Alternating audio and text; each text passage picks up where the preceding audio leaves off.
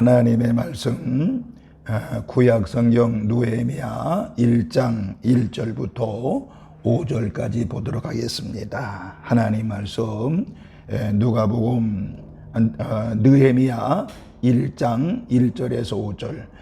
하기랴의 아들 느헤미야의 말이라.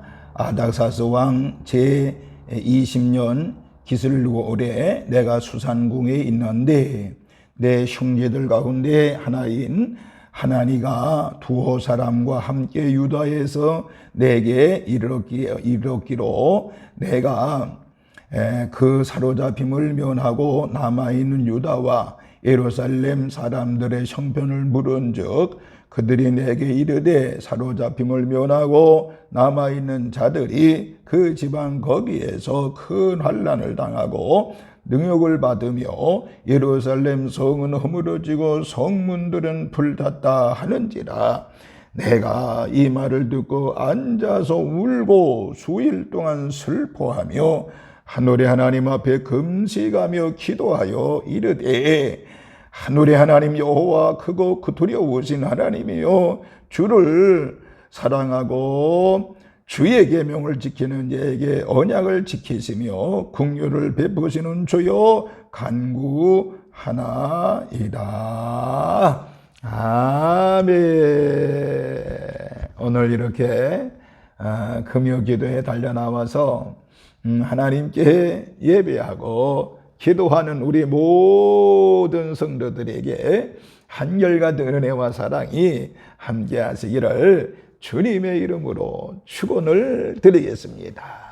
또 영상으로 하나님 아버지 앞에 예배하는 우리 모든 성도들에게도 한결같은 은혜와 사랑이 함께 하시기를 주님의 이름으로 축원을 드리겠습니다. 또한 유튜브로 말씀을 듣는 우리 모든 성도들에게도 한결같은 은혜와 사랑이 넘치시기를 주님의 이름으로 축원을 드리겠습니다. 저는 오늘 6.25 전쟁의 교훈이라고 하는 제목으로 잠시 말씀을 드리고자 합니다. 오늘은 특별히 1950년 6월 25일 주일 새벽에 동족 간의 전쟁이 일어난 날입니다. 물론 북한에서 남쪽으로 남침한 사건이라고 말할 수 있지요. 동족 간의 전쟁이라고 해서 우리가 흔히 6.25 동란이라 이렇게, 그런데 벌써 6.25 전쟁이 일어난 지 금년으로 71번째 도를 맞이하게 됐습니다. 저희들이 초등학교 다닐 때에 6.25 날이 되어지면 운동장에 전교생을 모아놓고 6.25를 상기하자면서 6.25 노래를 불렀던 것을 이제 기억이 납니다. 그 6.25 노래 보면 1절에 보면 아하 이제랴 어찌 우리 이날을 조국을 원수들이 질밟아 오던 날을 맨주먹 붉은 피로 원수를 막아내요 발을 굴려 땅을 치며 의분에 떤 날을 이제야 갚으리 그날의 원수를 쫓기는 적의 무리 쫓고 또 쫓아. 이것이 이런 6.25 노래를 많이 불렀던 것을 기억이 됩니다. 어쨌든 간에 6.25 전쟁은 우리나라가 겪은 역사 가운데 가장 처절한 역사라고 볼 수 있습니다. 그래서 6월만 되면 지난날의 잔인한 이 역사를 생각하게 되는데, 이처럼 우리나라의 역사를 보면 한마디로 고난의 역사였다라고 이야기할 수가 있습니다. 자, 그럼 오늘 본문 들어가서요. 오늘 이 본문은요, 느헤미야의 그런 눈물이라고 말할 수 있습니다. 느헤미야가 하나님 아버지 앞에 흘린 눈물입니다. 느헤미야는 바벨론의 포로로 잡혀갔습니다. 그런데 노예로 잡혀갔던 그가 출세했습니다. 그래서 왕궁에서 왕의 술시정을 드는 관원이 되었던 것이었습니다. 당시 왕의 술시정을 드는 술 맡은 관원의 자리는 굉장히 중요한 자리인 것입니다. 만약에 왕의 신하 중에 가장 신임을 받지 못하면 감당하지 못하는 자리가 그 자리입니다. 왜 그럴까요? 왕의 목숨을 보호하는 중요한 자리이기 때문에 그런 것입니다. 그러므로 유다 나라의 포로되어 온 자로서 대단한 출세한 자리라고 볼 수 있고 출세한 사람이고 출세자라고 볼 수 있습니다. 그래서 당연히 안락한 삶을 누리게 되었을 것입니다. 보통 사람들은 성공을 하면 평안한 삶을 누리는 것에 만족을 하고 다른 것에 신경을 쓰지 않잖아요. 그런데 이 느헤미야는 달랐습니다. 오늘의 평안으로 만족할 수가 없었습니다. 그에게는 또 다른 고민이 있었습니다. 그것은 바로 문구하니 고국에 대한 염려와 걱정이었습니다. 그러니까 느헤미야는 나를 넘어 너를 생각을 했고 우리를 넘어 나라와 민족을 생각했고 더 나아가 이 시대를 향한 하나님의 뜻을 생각하며 고민했던 사람이었기 때문에 그랬습니다. 참으로 훌륭한, 어떻게 보면 애국자라고 볼 수가 있습니다. 여러분, 우리가 6.25 전쟁 한번 또 생각해 봅시다. 이 땅에서 발발을 했지만은 그 전쟁은 우리나라만의 전쟁이 아니었잖아요. 어떤 의미에서는 전 세계가 참여한 전 세계의 전쟁터였다라고 말할 수 있습니다. 소련을 등에 업고 이 남한 땅을 붉은 공산주의 나라로 만들려고 전쟁을 일으켰던 북한 아닙니까? 철저하게 준비를 해서 제3일 만에 서울을 함락하고 말았어요. 그리고 얼마 안 가서 부산과 대구만 남아있어도 대한민국이 결국에 빼앗기게 되는 상황이 됐습니다. 그런데 유엔군에서 파병을 결정을 했고 16개국이 직접 전쟁에 참여하게 됐고 50여 개국 나라가 물품으로 도와줬던 것을 알 수 있습니다. 세계전쟁 역사에서 동족 간의 전쟁에 이렇게 많은 나라가 전쟁에 참여한 적이 없었습니다. 그래서 유례 없는 전쟁이 된 것이지요. 이렇게 많은 나라들이 도와줌으로 인해서 이 나라는 전쟁에서 패하지 아니하고 굳건하게 세워진 나라가 우리 자유 대한민국인 것입니다. 그때 만약에 이 나라가 무너졌다라고 하면 어떻게 됐을까요? 공산주의 사상으로 이제 통일이 됐다고 하면 생각해 보세요. 저 북한 사람들이 사는 것처럼 고난과 고통 속에 살았을 것입니다. 그렇기 때문에 우리는 내 나라 평화는 저절로 얻어진 것이 아니라는 사실을 우리는 꼭 기억을 해야 되는 것입니다. 미국 워싱턴에 있는 한국전 기념공원에 가보면 자유는 결코 공짜가 아니다라고는 글귀가 쓰여져 있다고 합니다. 맞는 말입니다. 여러분, 나라가 건강하게 세워지는데 그것이 어찌 공짜로 주어지겠습니까? 자유도 마찬가지입니다. 눈물과 희생으로 피로 얻어진 것이 바로 자유인 것입니다. 그렇기 때문에 우리는 하나님 앞에 기도해야 되는 것입니다. 느헤미야가 그것을 가르쳐 주었습니다. 오늘 본문에서. 그렇기 때문에 오늘 우리는 이 6.25 71주년을 맞이해서 우리가 세 가지를 기도해야 되겠습니다. 세 가지. 첫째, 자유민주주의의 나라로 안정이 될 수 있도록 우리는 기도해야 됩니다. 우리 대한민국이 자유민주주의의 나라로 안정이 될 수 있도록 기도를 해야 되는 것입니다. 우리나라는 반드시 자유민주주의의 나라로 안정이 되어지고 평안해져야 합니다. 그래야만이 우리 자손들이 평안을 누릴 수가 있는 것입니다. 내 나라가 평안해야 세상으로부터 조롱당하지 않습니다. 여러분 보세요. 요즘 북한 보세요. 실정이 말이 아니잖아요. 김정일 때에는 고난의 행군이 있었습니다. 그래서 수백만의 사람들이 굶어 죽었다고 합니다. 물론 평양에는 그래도 그 당시 배급은 죽었다고 하지요. 여러분 요즘 북한의 경제사정이 말이 아니라고 합니다. 사람이 제일 고통스러운 것이 먹는 문제인데 고난의 행군 때에는 그래도 유엔의 제재는 받지를 않았습니다. 그런데 요즘은 유엔의 제재까지 받고 있으니 얼마나 고통스럽겠습니까? 북한 주민들의 동포들의 모습을 보면 너무너무나 안타깝습니다. 우리나라도 그런 모습이 되지 않으려고 하면은 이 나라, 이 땅의 자유민주주의가 지켜져야 나라가 안정되고 평안할 수가 있는 것입니다. 오늘 우리는 이것을 위해서 기도해야 되는 것입니다. 오늘 이 나라에 가장 필요한 것은 뭐라고요? 자유와 안정이라고 말할 수 있습니다. 우리 그리스도인은 이를 위해서 반드시 기도해야 됩니다.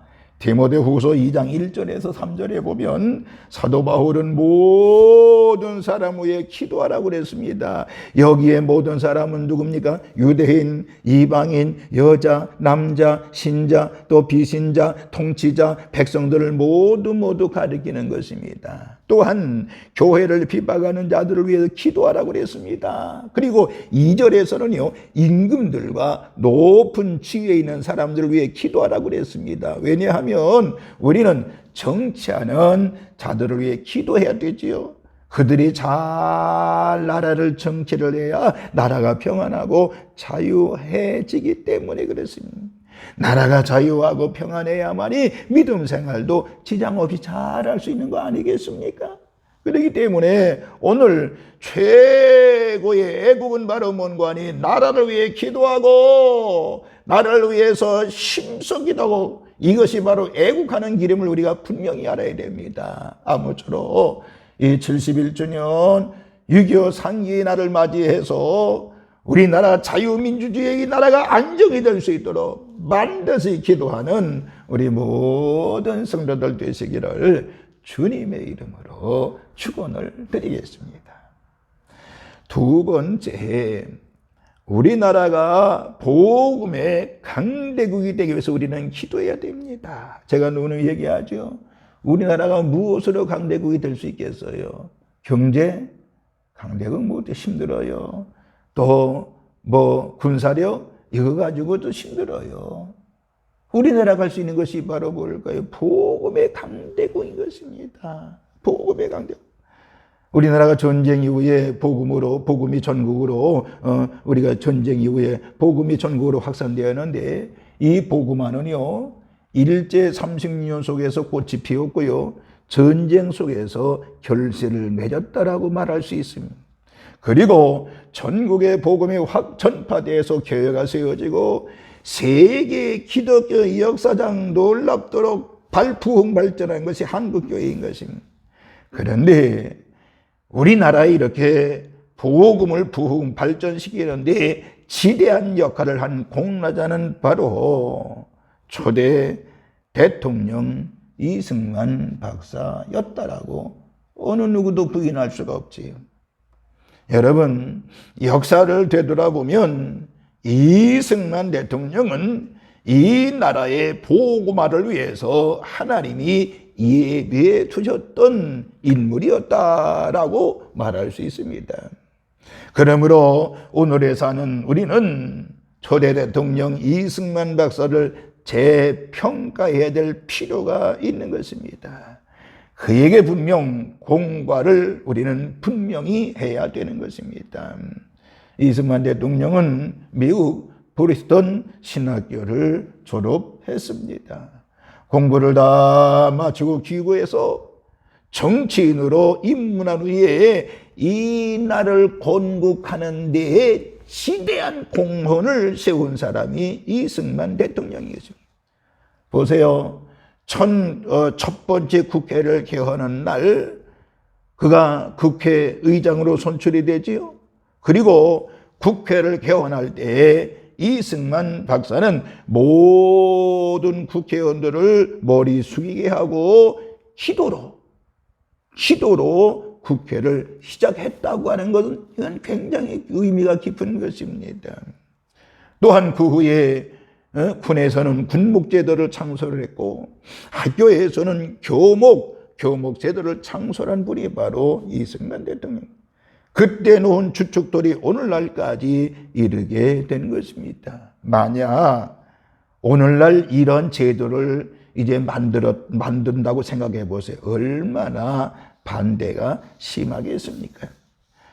그렇게 이처럼 우리는 모두 우리가 살고 있는 이 시대에 어떻게 보면 이승만 박사와 같이 선교사로 살아가야 되는 것입니다. 그것이 이 시대를 살아가는 그리스도인의 모습이다라고 말씀을 드릴 수 있습니다. 이렇게 오늘 우리는 이 나라가 계속해서 복음의 강대국이 되기 위해서 우리는 기도해야 됩니다. 가능성이 있습니다. 복음의 강대국 되는 가능성이 있습니다. 오래전 기독교인들이 한 20% 칩니다만은 25% 그 다음에 30%, 35%, 40% 되어지면 복음의 강대국이 될 수가 있습니다. 이 코로나 이후에 우리가 더 하나님 앞에 기도해서 복음의 강대국으로서 지금 코로나로 전 세계가 어려운 이때 우리가 복음의 강대국에 복음을 성령의 놀라운 능력으로 복음을 수출할 수 있는 우리 대한민국이 되어야 되겠습니다. 세 번째, 우리는 북한 동포를 위해서 기도하며 북한의 복음화를 위해 기도해야 되겠습니다. 원래 북한은요, 한국 기독교 발상지라고 보면 되겠습니다. 1907년에 일어났던 영적 대각성 운동의 진원지가 바로 평양입니다. 북한입니다. 그런데 북한은 그 영적 각성이 일어났던 그 자리에 있던 장대현 교회를 헐어버리고 세계에서 가장 큰 김일성 동상을 그곳에 세워놨습니다. 분명 일부러 그 자리에 김일성 동상을 세워놓았을 것입니다. 그러니 그 나라 이 북한을 하나님이 사랑하시겠느냐라고 하는 것입니다. 여러분, 북한 우리 동포들입니다. 배고픔과 압제 속에 고통을 당하는 이 북한을 위해서 여러분들 기도해야 됩니다. 그리고 다시 한번 북한이 복음화되기 위해서 기도해야 되는 것입니다. 이 기도 몫은 오늘 우리 그리스도인들에게 주어진 사명이라고 볼 수 있지요. 애국에는 종류가 있습니다. 총칼을 들고 나가 싸우는 방법도 하나의 방법이겠죠. 그러나 우리 그리스도인들에게 있어서 애국이라고 하는 것은 총과 칼에 있는 것이 아니라 바로 무릎이라고 말할 수 있습니다. 기도하는 것이라고 말할 수 있습니다. 무릎으로, 기도로 하나님 앞에 애국하는 것입니다. 오늘 읽은 본문은 느헤미야가 무릎으로 하는 애국을 보여주고 있잖아요. 이 내용을 보면 절절히 나라와 민족을 사랑하는 구령의 기도로 가득 차 있던 것을 보게 됩니다. 느헤미야 1장 4절에 보면 내가 이 말을 듣고 앉아서 울고 슬피 수일 동안 슬퍼하며 하늘의 하나님 앞에 금식하고 기도했다. 금식하고 기도했다. 그리고 2장 3절에 보면 내 조상의 묘실이 있는 성읍이 이제까지 황폐하고 성문에 펄타 싸우니 내가 어찌 얼굴에 수심이 없사오리까. 이 뜨거운 눈물의 기도, 이렇게 무릎을 꿇고 기도하는 예레미야의 기도가 여러분들, 저와 여러분의 기도가 되기를 바라면서 이 6.25 전쟁 71전을 맞이하는 이때 우리 모두 여러분들 나라를 위해 기도해야 되는데, 대한민국 자유민주주의가 이 나라의 안정이 될 수 있도록 기도해 주시길 바라고요. 복음의 강대국이 되어서 기도하기를 바라고요. 저 북한도 복음화가 기도하는 우리 산돌의 모든 식구들 되시기를 주님의 이름으로 축원을 드리겠습니다. 할렐루야. 기도합니다. 그러가신 하나님, 주의 사랑과 은혜를 진심으로 감사를 드립니다. 오늘 이 시간 하나님의 영으로 완전히 우리들을 덮어주셔서 하나님의 그것인 은혜와 사랑 가운데 거하는 믿음의 귀한 성도들 되도록 은총을 더하여 주옵소서. 성령 충만하게 하시고 능력 충만하게 하시고 이 여사변 하나님 아버지여 71전을 맞이해서 우리 모두가 나라를 위해 기도하는 하나님 기도의 용사들이 되도록 은혜를 더하여 주옵소서. 그래서 다시는 이 땅에 전쟁이 없게 하여 주시옵시고 하나님 총칼을 겨누는 일이 없도록 하나님께서 지키시고 인도하여 주옵소서. 하나님의 영으로 완전히 우리 성도들을 덮으시고 인도하실 줄로 믿습니다. 감사를 드리면서 우리를 죄악에서 구원하신 예수님의 이름으로 축복하며 기도하옵나이다. 아멘. 아멘.